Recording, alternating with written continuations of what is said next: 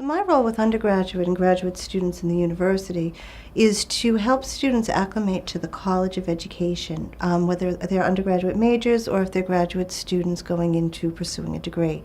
We basically work with students. We answer their questions with applications.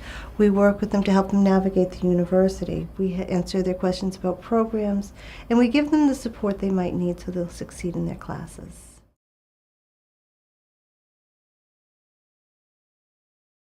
Our office also works with students who are enrolled in the ICE program, and we would do the same thing. We offer them assistance in having to navigate the university. Because our accommodations are individualized for every student who comes into our office, so the accommodations that the students enrolled in the ICE program are no different in many ways than students who come into the university. We give individualized attention and accommodations to each.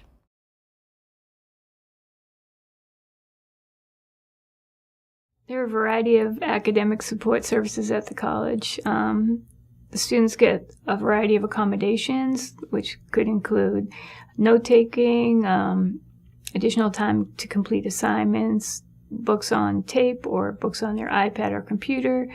Beyond the regular accommodations that are afforded to them, there are other things that they could take advantage of, such as tutoring.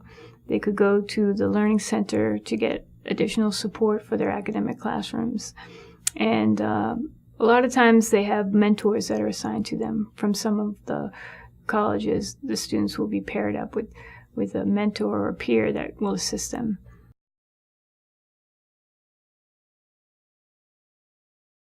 Initially, we work with the student to do a person-centered plan and find out where their interests lie. And from there, we work with the university to find a class that is a good match for them.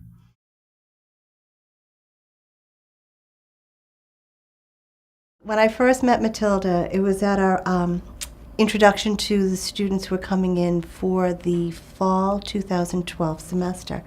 And the students were talking about their interests, and Matilda had mentioned that she wanted to be a lawyer. She liked lawyer stories on television. She was like writing detective novels. She liked to write stories.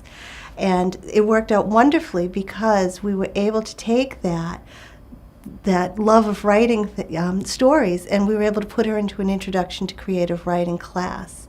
And in that class, she wrote poetry and she wrote stories, and she got to use her imagination and put things down on paper. At the end of the semester, she had stories. She had poems, stories, and songs that she was able to read out loud and tell us about.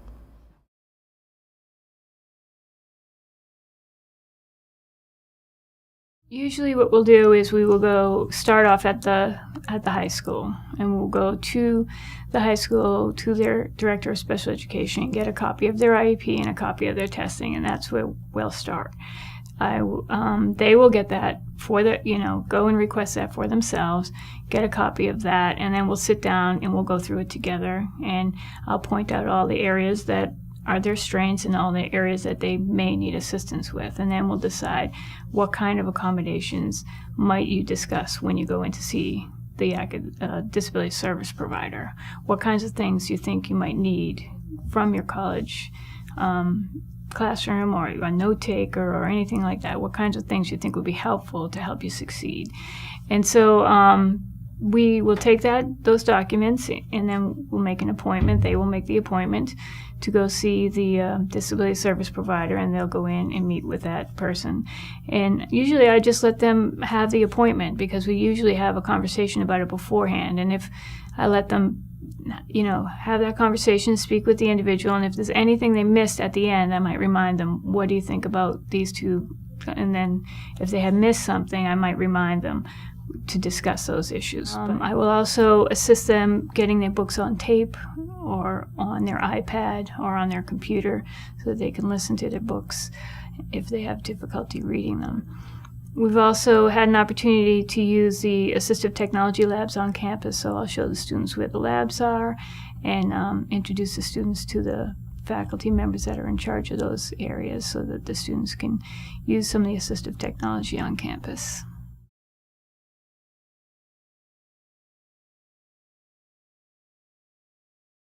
I think there are a lot of strategies that the students use, but it really depends on which student you're working with. Some students are very independent and they can go on campus and really learn a lot of things, and they can kind of work independently. And then there are other students that need a little bit more support. But I've found that connecting with the professors really is like the key, because they can really help you as far as providing support for the students. Have they completed all their assignments? You know, what's coming up? What kind of things are coming up? Do they have a meeting that they need to get to, or a different schedule for the upcoming week that may be different? Sometimes schedules change and students aren't used to the schedule change. So it lets me remind the student, remember your schedule is changing this week.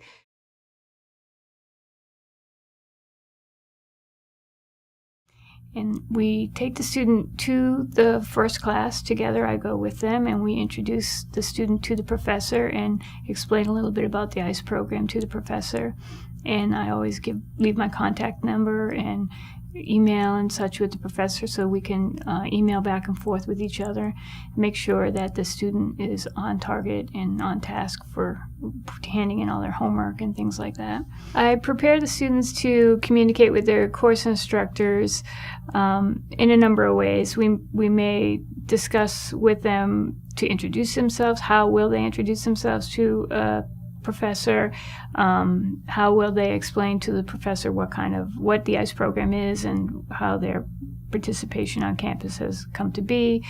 And then also a lot of the students have email accounts, and they email back and forth with the professors. That's been a big communication style with a lot of the students.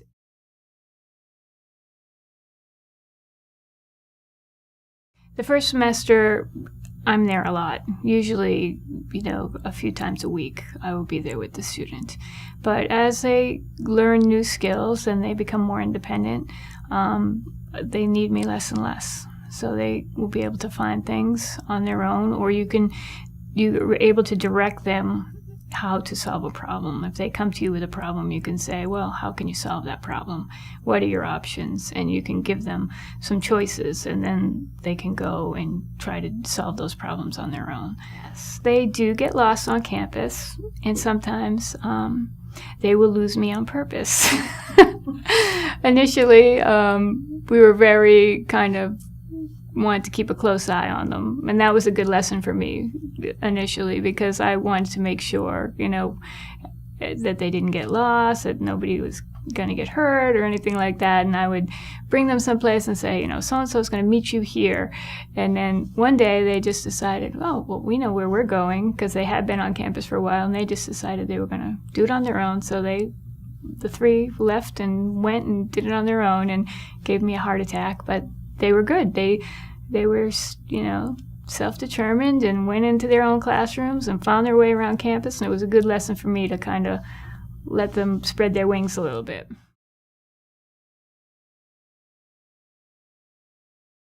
My suggestion would be is to look at each student as an individual and to tailor your services to that individual. That's been our philosophy in our office.